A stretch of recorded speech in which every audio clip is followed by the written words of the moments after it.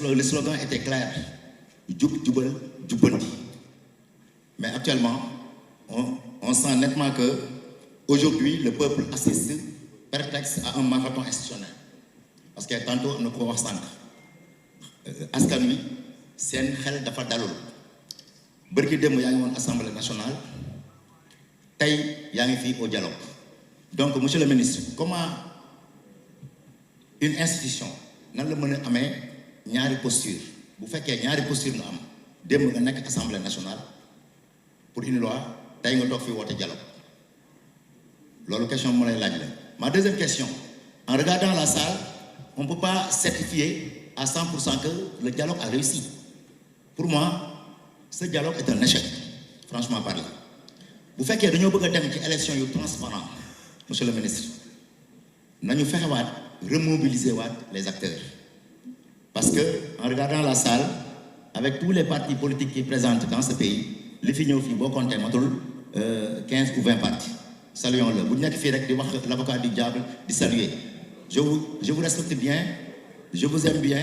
Je me déclare vraiment, ça m'a dafa daw, monsieur le ministre. Mais encore, li nga wax ce discours bi, il faut me valider. Un recul encore, nga wote wat encore les partis ñu ñew ñu tok ñu xamné Sénégal ñoko mom, Sénégal ben bop la kenn mënu ko xar ñaar. Ñi tok di jéma def ay débat de position, ça n'a pas important. Ça n'a pas d'importance. Amul solo. Li am solo moy nañuy tok ñu bokk débat yi bokk waxtaan yi ñu waxtaanee réew mi dem kanam ñun li ñuy dund parmi à ces 2 ans là nañu fexe mu wàññeeku xeex bi bëri na les divergences bëri na monsieur le ministre vraiment ñu ngi am yaakaar ci yow nga jeexal loolu yëpp ñu retrouver waat encore le peuple sénégalais autour. waaw merci. Merci beaucoup merci maa ngi lay sant di la gërëm avant muy continuer rek dama bëggoon juste def benn maa ngi lay nuyu aussi di rafetlu kàddu gi. Neen monsieur Diouf maa ngi koy lire te il a une belle plume.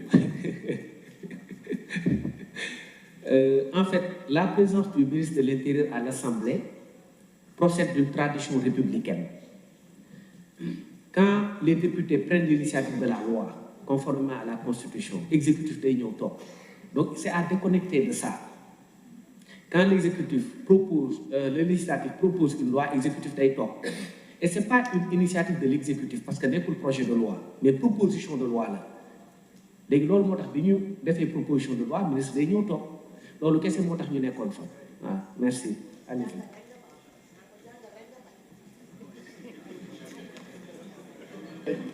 Monsieur Moussa Seck.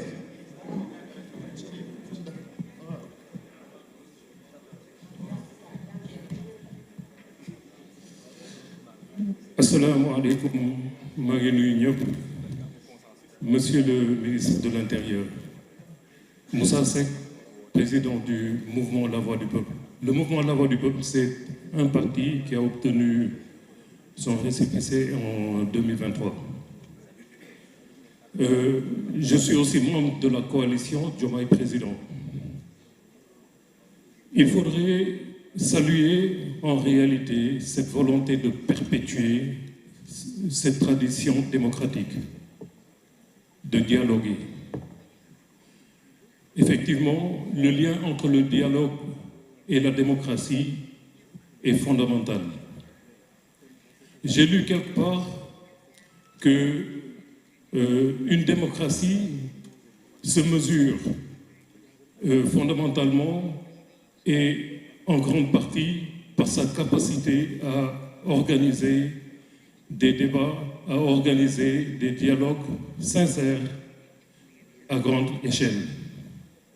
À grande échelle, vous avez invité toute la classe politique sénégalaise.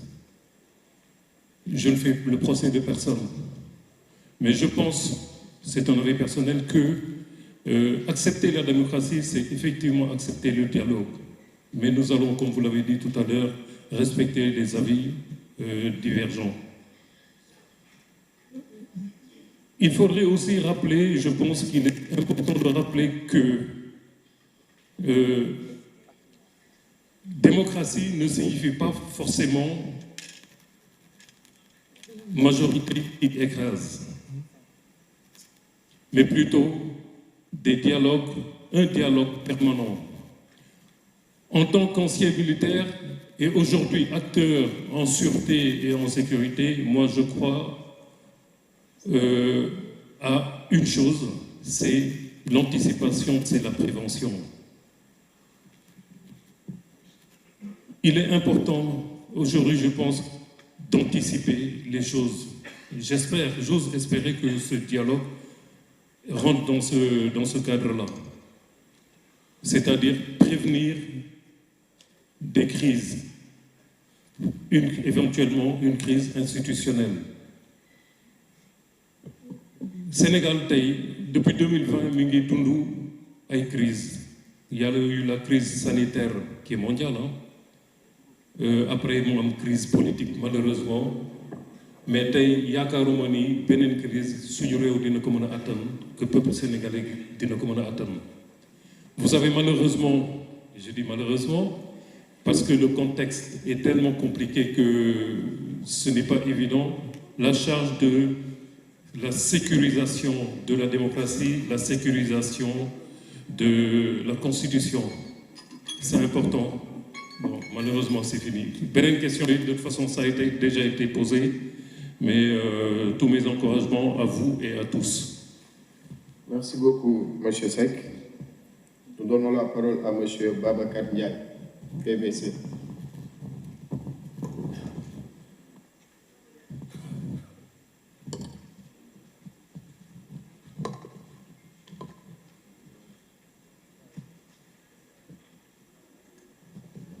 أعوذ بالله من الشيطان الرجيم بسم الله الرحمن الرحيم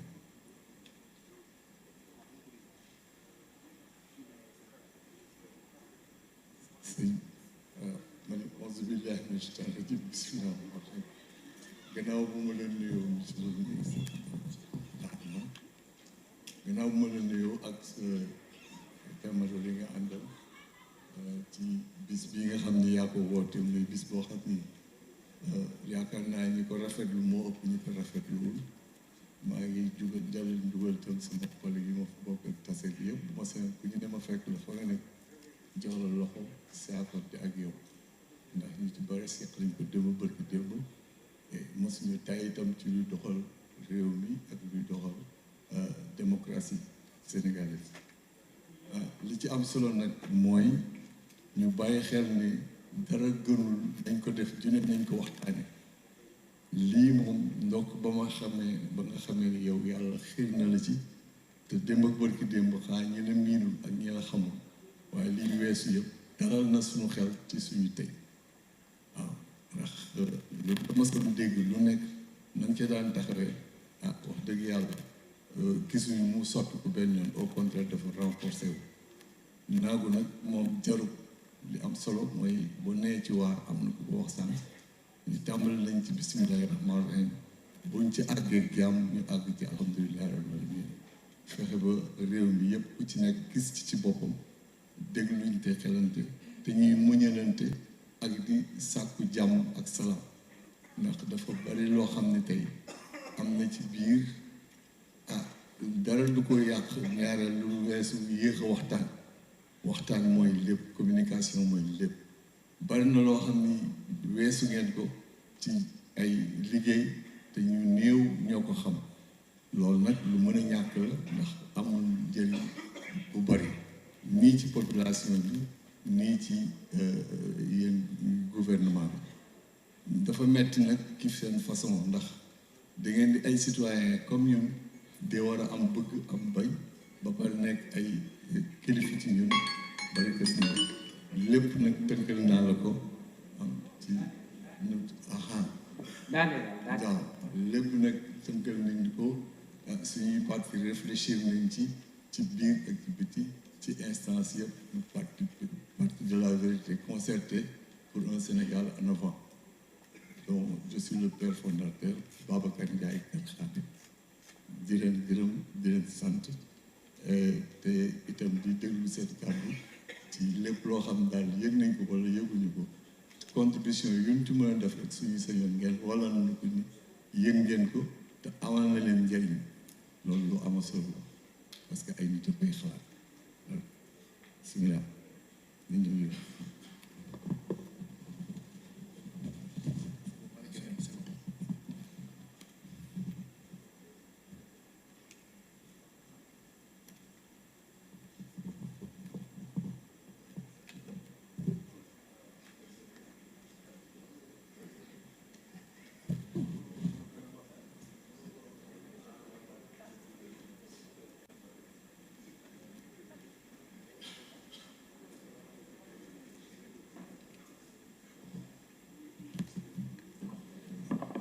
Merci beaucoup, jërëjëf kilifa bi. Donc nous donnons à présent la parole à monsieur Malick Gueye.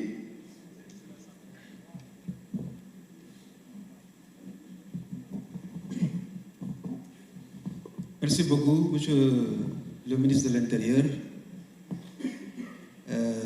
maa ngi lay nuyu di nuyu sa collaborateurs yi nga àndal yëpp. Malick Gueye, ancien député, président du parti Natangué Sénégal. Maintenant, la seule fois bu ñu musee gisee mooy bi nga refusé dugg ci benn parti politique. su ma waxee nag di nga xam bëgguma citer le nom de ce parti politique mais loolu ça m'a beaucoup marqué. ma lay encouragé